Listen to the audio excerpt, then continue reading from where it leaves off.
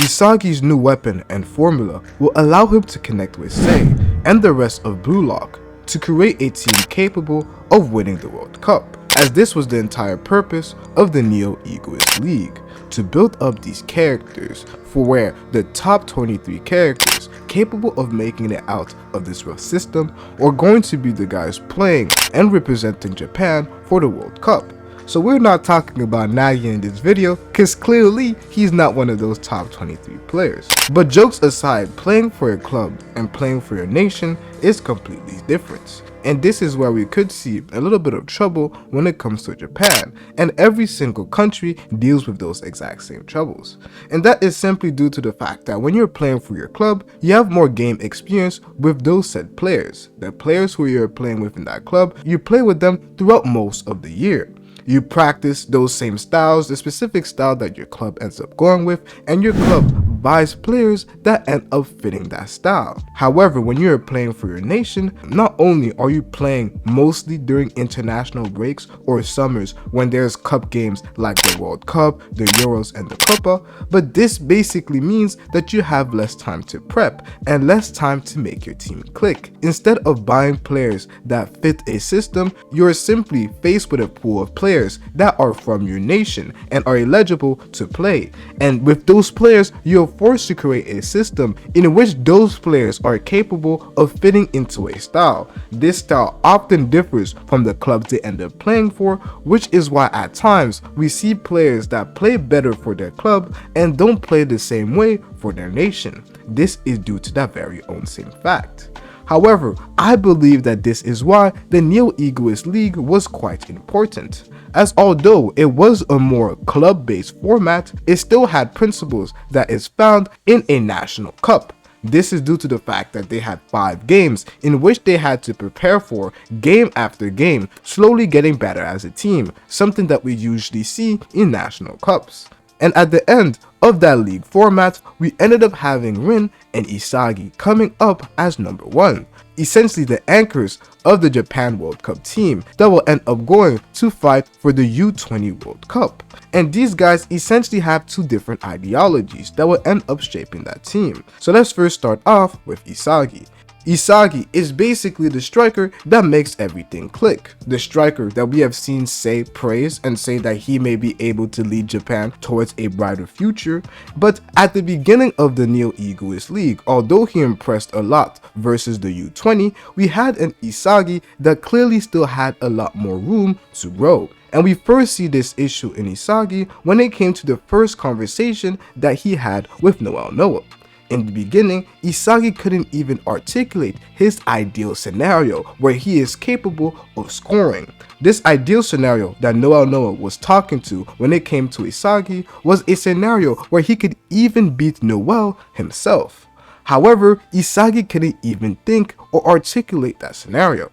At the beginning of that art, we had an Isagi. And to visualize it for you guys, Isagi could only be capable of seeing the last 2 moves that would lead to his goal, which was him essentially finding a way to get to the blind spot of his defender and then using his direct shot to lead to a goal. Those were the 2 moves necessary in which he believed he could ideally score on everyone. However, for Isagi to reach that scenario, he could not even articulate it in the beginning.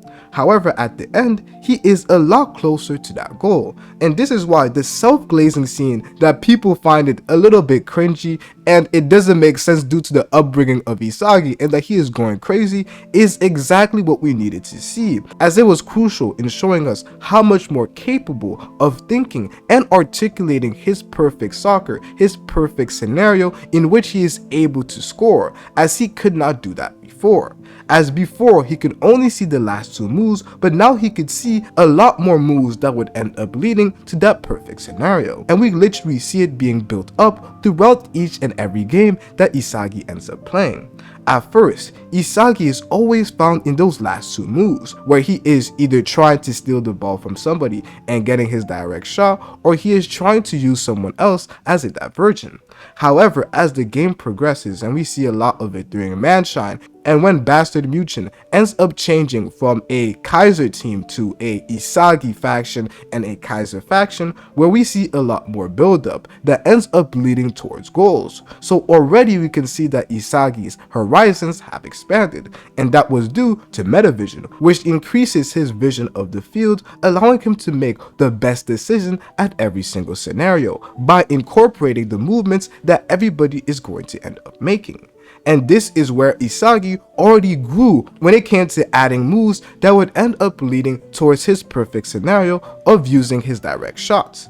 Now, the most important instance and what really is putting Isagi as the best striker in Blue Lock, in my opinion, is this idea of the protagonist feeling, where he is capable of taking everybody's personal desire, of seeing themselves as the MC, of seeing themselves as the one who is going to end up leading to the goal, and he is capable of using that feeling to end up making everybody shine, to end up making everybody a light. We see this being the case, where Isagi in the past could become the light and he would end up scoring, but Isagi, not only is he now capable of making all of his other players into light by understanding their protagonist feeling and understanding their weapons and exactly what move they're going to make, but he can use that light to end up scoring goals himself by knowing exactly where a character's protagonist feeling will end up leading them to. He can use that to his advantage by either making them a pawn to his goal or allowing that person to score.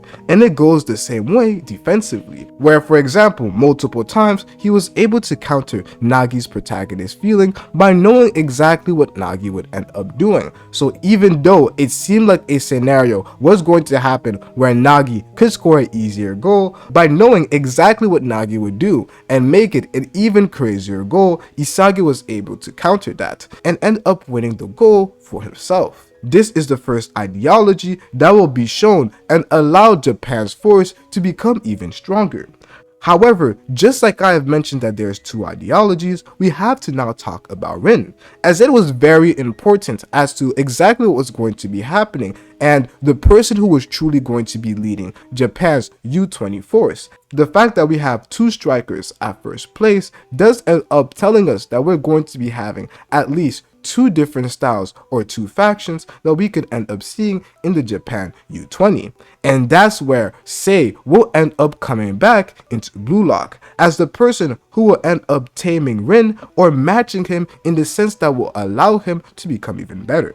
And the reason why I say that we have two different ideologies is because we have Rin who rejects this protagonist feeling. We've seen this in this panel where we have a Rin and we see that Rin is not actually alone, as he has the rest of the Blue Lockers around him, and he found that disgusting. This already divulges from Isagi's way of thinking, of Isagi basically being the person that makes the entire team flow and makes everybody play well using this protagonist feeling, where we have a Rin who is more self-driven, more destructive in the way that he plays, and the one who is going to be able to match with him and the one who is going to be that talented learner to end up taming the genius is going to be Sae.